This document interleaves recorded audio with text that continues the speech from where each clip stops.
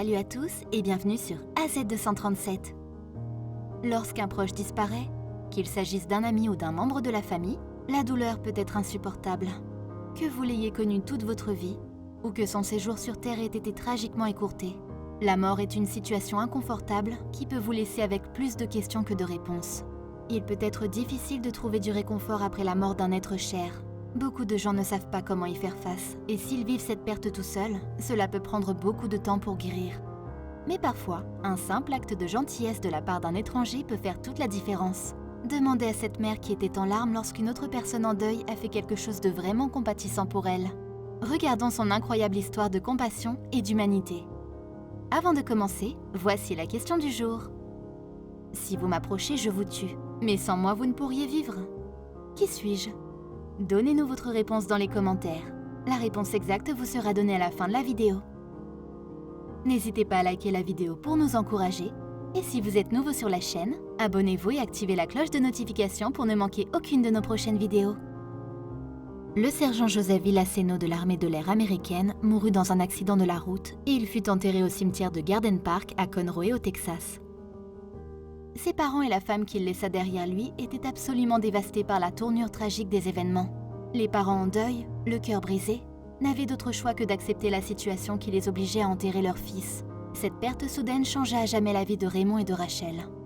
Même s'ils étaient déjà âgés, ils allaient souvent sur la tombe de leur fils et y déposaient des fleurs fraîches et passaient généralement la journée à se rappeler de bons souvenirs.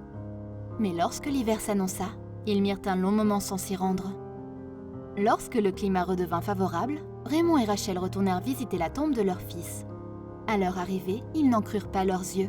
La tombe de leur fils était comme nouvelle. Ce qui était surprenant, car le cimetière entier semblait avoir été abandonné. L'herbe qui était morte sous l'effet du froid avait séché avec la chaleur de l'été. On apercevait juste une tombe parsemée d'herbes vertes et fraîches. Et c'était celle de Joseph, leur fils. Rachel ne comprenait pas pourquoi la tombe de son fils était verte. Au début, elle pensa que c'était un miracle. Sinon, comment l'herbe ne pouvait être verte qu'autour de sa seule tombe? Elle découvrit plus tard qu'il y avait une raison pour laquelle l'herbe était verte. Quelqu'un prenait le temps de s'en occuper. C'était Jack Reisig, un homme qui avait perdu sa femme âgée de 65 ans en 2014. Après le décès inattendu de sa femme, il se rendit compte qu'elle était tout pour lui et que leur vie commune fut l'image du mariage parfait. Du vivant de sa femme, il avait l'habitude de lui offrir une rose chaque jour. Et il refusa de renoncer à leur tradition, même après sa mort. Cependant, en 2015, Jack décida de changer de routine en ajoutant une autre tâche. Cet été-là, une sécheresse étouffante frappa le Texas. Elle brûla toute l'herbe du cimetière. C'était un spectacle déprimant. L'herbe brune entourait les pierres tombales. Jack ne pouvait pas supporter de voir sa femme reposer dans un endroit si terne.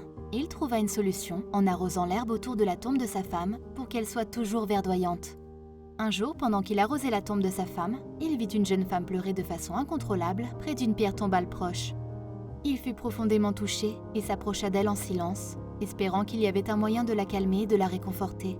Après lui avoir parlé, il découvrit que son mari Joseph était mort depuis 5 ans maintenant et qu'il lui manquait. Il lui révéla qu'il avait perdu sa femme l'année précédente. Ils s'assirent ensemble et se réconfortèrent l'un et l'autre, car Jack ressentait exactement le même vide que la veuve de Joseph avait au fond d'elle. Lorsqu'elle s'en alla, il décida de faire quelque chose pour cette jeune femme brisée par la perte de son mari. Chaque jour, lorsqu'il arroserait l'herbe autour de la tombe de sa femme, il arroserait également la pelouse autour de la tombe de Joseph. Alors, lorsque les parents de Joseph vinrent de nouveau visiter la tombe de leur fils, ils ne purent croire ce qu'ils voyaient. Ils ne comprenaient pas comment cela était possible. Jake alla vers eux et leur expliqua comment il avait parlé à leur belle-fille quelques mois auparavant.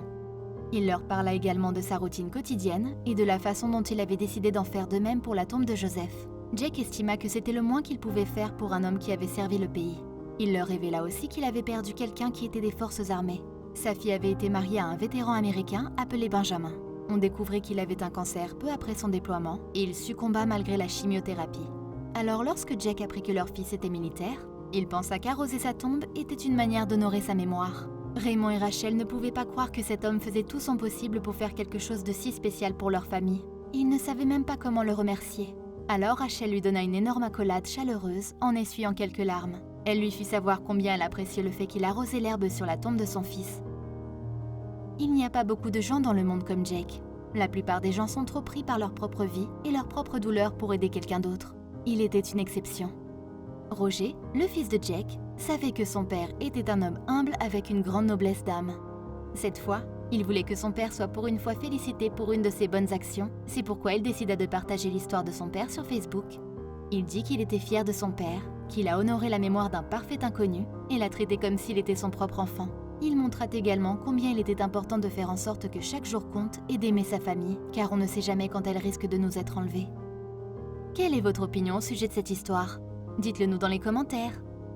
Et maintenant la réponse à la question du jour. Le soleil. Bravo à tous ceux qui ont trouvé la bonne réponse. Nous voici arrivés au terme de cette vidéo. Merci de l'avoir regardée jusqu'à la fin. Surtout, n'oubliez pas de la liker et de la partager avec vos amis. À très bientôt sur AZ237.